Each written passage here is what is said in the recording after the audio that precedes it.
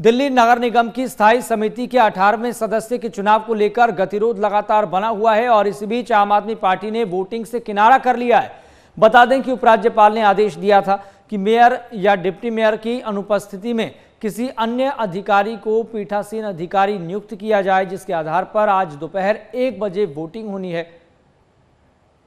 यानी कि करीब 1 घंटे बाद ये चुनावी प्रक्रिया आगे बढ़नी है, चलनी है। लेकिन उससे पहले ये बड़ी खबर सामने आ रही है कि आम आदमी पार्टी ने स्टैंडिंग कमेटी के चुनाव से किनारा कर लिया। अब इसके मायने क्या हैं?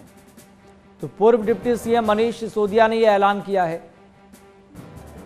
मनीष सिसोदिया बड़े नेता हैं और लगातार जनता के बीच भी पहुंच रहे हैं, संवाद भी स्थापित कर रहे हैं। और इसी बीच मनीष सिसोदिया की तरफ से यह ऐलान किया गया कि एमसीडी स्टैंडिंग कमेटी के चुनाव से आम आदमी पार्टी का किनारा है। लेकिन स्टैंडिंग कमेटी के चुनाव को लेकर किस तरह की तनातनी बीजेपी और आम आदमी पार्टी के पार्षदों के बीच देखने को मिलती रही है, ये किसी से छिपा नहीं है। लेकिन अब मनीष सिसोदिया के इस ऐलान के मायने क्या हैं?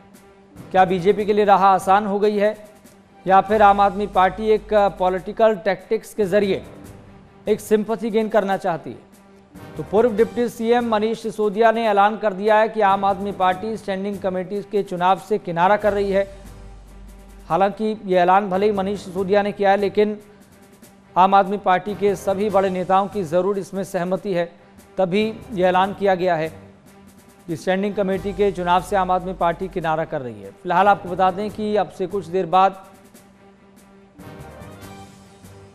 स्टैंडिंग कमेटी का चुनाव होना है। लेकिन विवाद तब ज्यादा बढ़ गया था जब उपराज्यपाल ने कहा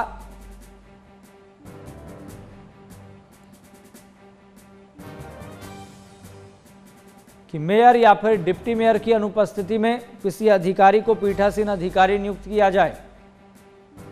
तब यहां से ही सारी चीजें बदलती गई और अब गतिरोध स्वाभाविक है कि शांत इतनी जल्दी नहीं होगा, ये और बढ़ेगा। तो आज का चुनाव असंवैधानिक है, शैली ओबरॉय की तरफ से कहा गया। तो स्टैंडिंग कमेटी के चुनावों को लेकर हलचल लगातार बढ़ती हुई दिखाई दे रही है। दिल्ली से बड़ी खबर आपको बता रहे हैं, बड़ी खबर आपको दे रहे हैं जो टीवी स्क्रीन पर लगातार फ्लैश हो रही है। और वो तस्वीरें भी हमने देखी हैं जब आम आदमी पार्टी पार्षद और बीजेपी के पार्षद आपस में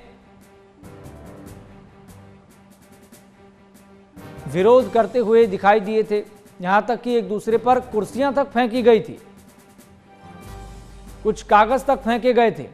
वो तस्वीरें भी याद आ रही हैं जब एक समय पर इसी तरीके से प्रयास किए गए थे कि स्टैंडिंग कमेटी का चुनाव हो जाए। ये मामला लगातार कोर्ट में भी रहा था। लेकिन इसी बीच शैली ओबरॉय का भी बयान सामने आ गया है, जो दिल्ली नगर निगम यानी कि एमसीडी की मेयर भी रही हैं। और शैली ओबरॉय ने कहा कि आज का चुनाव असंवैधानिक है, अवैध है।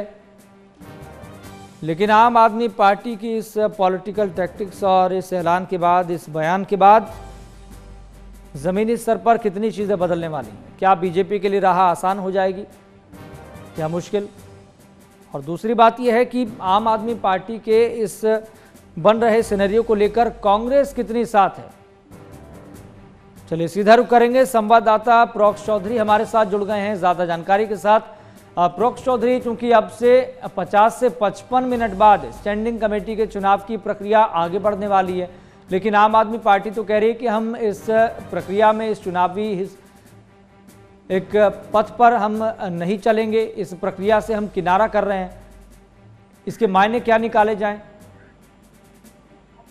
बिल्कुल, ये कुछ देर पहले ही मनीष सिसोदिया और मेयर शैली ओबरॉय ने प्रेस कॉन्फ्रेंस करी और क्लियर किया है कि ये असंवैधानिक तौर पर जो फैसला है वो लिया गया है जो कमिश्नर है एमसीडी उनकी तरफ से और एलजीबी के की तरफ से जो लेटर जारी किए गए हैं उसके अंदर आज दोपहर 1 बजे का समय तय किया गया है स्टैंडिंग कमेटी के वो 18वें मेंबर के लिए, जिसका चुनाव बेसिकली होना था, लेकिन क्योंकि हंगामा हो गया था और 5 तारीख तक के लिए जो सदन है उसकी कार्रवाई को स्थगित किया गया था। और 5 तारीख को जो शैली ओबरॉय है, मेयर है, उसकी तरफ से तय किया गया था कि 5 तारीख को चुनाव होगा। लेकिन बीते रात एलजी जो बीके सक्सेना है उनकी तरफ से एक लेटर जारी किया जाता है और जो